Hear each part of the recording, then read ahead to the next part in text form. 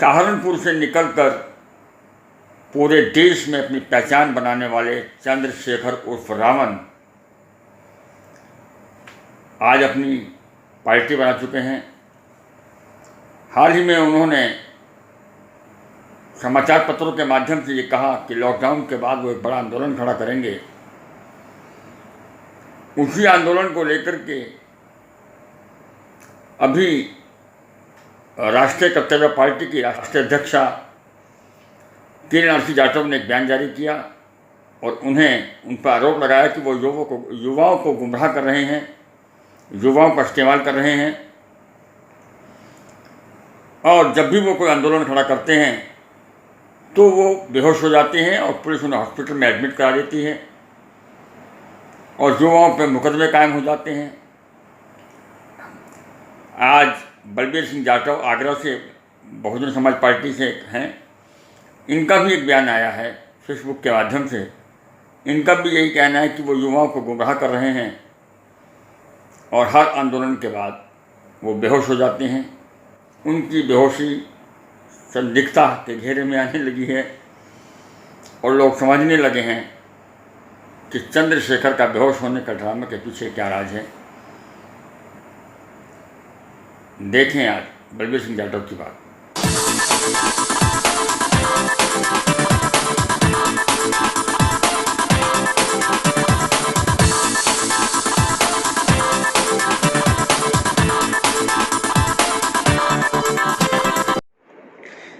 जय भीम साथियों, मेरा नाम बलबीर सिंह जाटव है।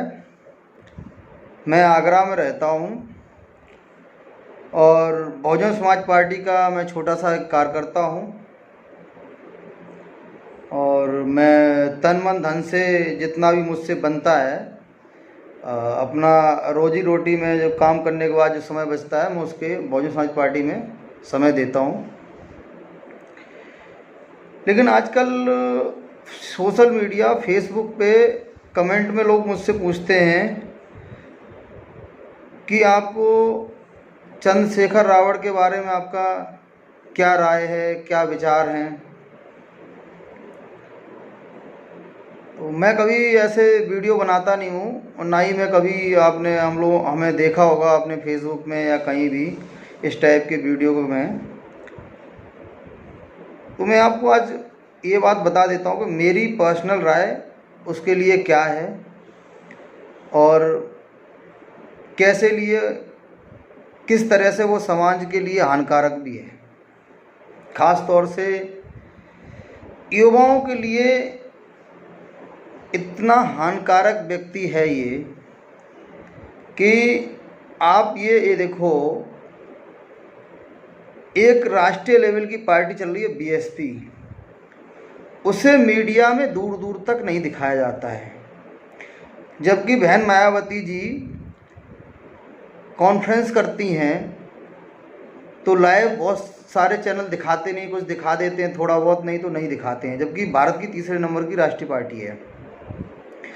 जबकि ये व्यक्ति चंद्रशेखर ना कोई इसकी पार्टी थी, ना कुछ है, ना कुछ नहीं, सिर्फ नेशनल चैनल इलेक्ट्रॉनिक मीडिया उसे टीवी पे बुलाते हैं और इसे प्रमोट कर रहे हैं। आपको क्या लग रहा है कि ये समाज के लिए प्रमोट किया जा रहा है? इसे दूसरी पार्टी भेजती हैं, मीडिया को मैनेज करती हैं।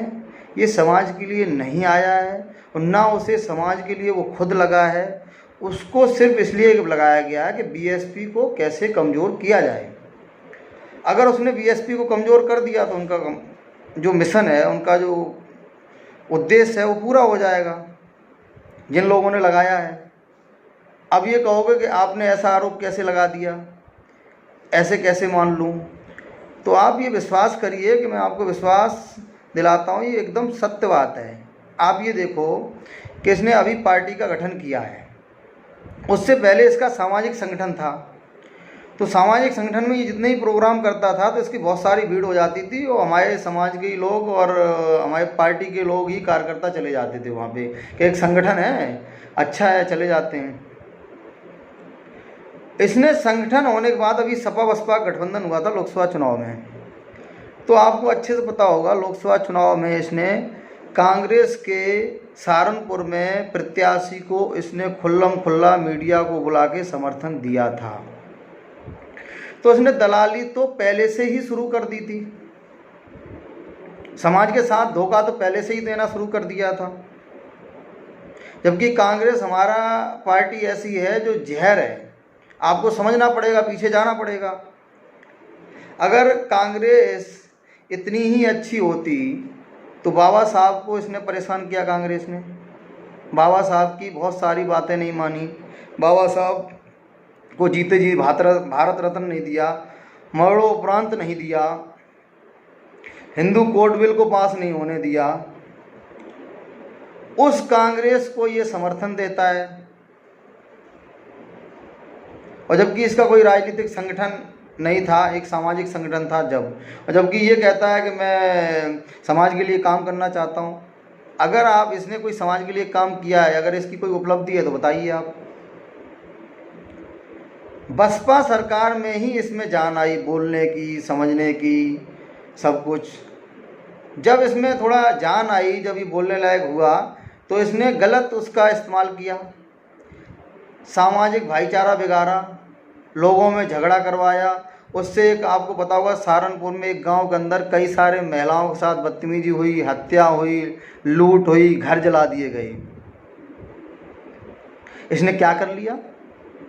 ये हमेशा मनवादी, ये ब्राह्मण, वो इन सब चीज़ों, बहुत सारी चीज़ों को लेके समाज में मतभेद फैलाता है, आंदोलन की बात करता है। क्या आपका समाज इस स्थिति में है कि महीने 15 दिन 10 दिन आंदोलन करे? एक बार आंदोलन किया था आपने 2 मई को, सफलता भी हासिल हुई, लेकिन आपको पता है उसमें कितने सारे केस लगे लोगों पे, अभी तक चक्कर काट रहे हैं। ये राजनीति भविष्य के जो युवा हैं, जो अच्छे भविष्य में एक सर्विसमैन बन सकते हैं, IAS PCS बन सकते हैं, इंजीनियर बन सकते हैं, उनका भविष्य अंधकार में डाल रहा है। और फिर भविष्य में जब आपको नौकरी अच्छी मिलती है, तो आपकी आर्थिक स्थिति अच्छी होती है, तो आप एक अच्छे राजनेता ही बन सकते हैं। अब कौन क्या बनना चाहिए, कौन सर्विस किसको करनी चाहिए, क्या करनी चाहिए, सबको ये नेता बना रहा है, सबको आंदोलनकारी बना रहा है, फिर उन्हें केस में फंसवा रहा है, मरवा रहा है। कितने लोग मारे गए आपको तो अच्छे से पता होगा। इसकी कोई ऐसी भूमिका है कि कैसे समाज में बच्चे पढ़ेंगे, कैसे आगे बढ़ेंगे, क्या इसका लक्ष्य क्या है, क्या करना चाहिए समाज के लिए, कुछ है? इसको खुद को पता है ये क्या करेगा आगे चल के। जब सरकार रही है बसपा की, तो आप लोगों को अच्छे से पता होगा कि बहन जी की सबसे पहले सरकार आई थी, तो बहन जी ने जो पट्टा पहले से आवंटन थे उन पे कब्जा नहीं था, तो बहन जी ने सबसे पहले उन पट्टों को कब्जे दिलवाए, जो खाली ज़मीन थी उन पे पट्टे करवाए और कब्जे दिलवाए, समाज को नौकरियां दिलवाई, बैकलॉग भरवाया।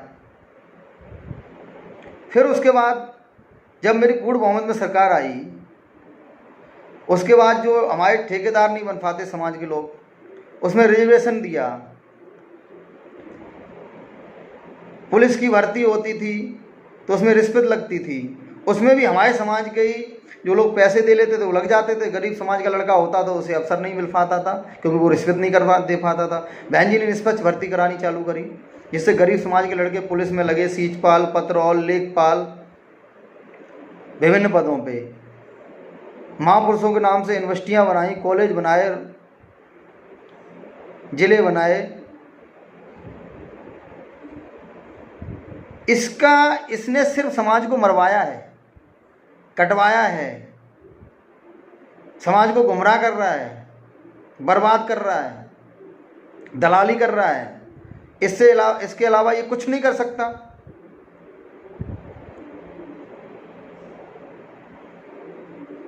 अगर इसने समाज के लिए अभी तक कोई भी एक ठोस कदम उठाया है, भाई साहब आंदोलन में जाते हैं, पुलिस आती है, कस के जय भीम के नारे होते हैं, थोड़ी देर बाद बेहोश हो जाते हैं, फिर हॉस्पिटल में चले जाते हैं भाई साहब, फिर निकल के आ जाते हैं। समाज हमारा पिटता रहता है, केस लग जाते हैं, फिर वो चक्कर काटता है, एक युवा बर्बाद हो जाता है, वो उसे जोश भर देते, जोश में आके बाहर आ जाते हैं लोग। तो मेरे युवाओं से एक निवेदन है कि मैं इस व्यक्ति के बारे में राय रखता हूं कि मेरी नज़र में ये समाज की दलाली कर रहा है, ये सिर्फ बीएसपी को कमज़ोर करने के लिए इसे आगे बढ़ाया जा रहा है और इसका कोई मकसद नहीं है।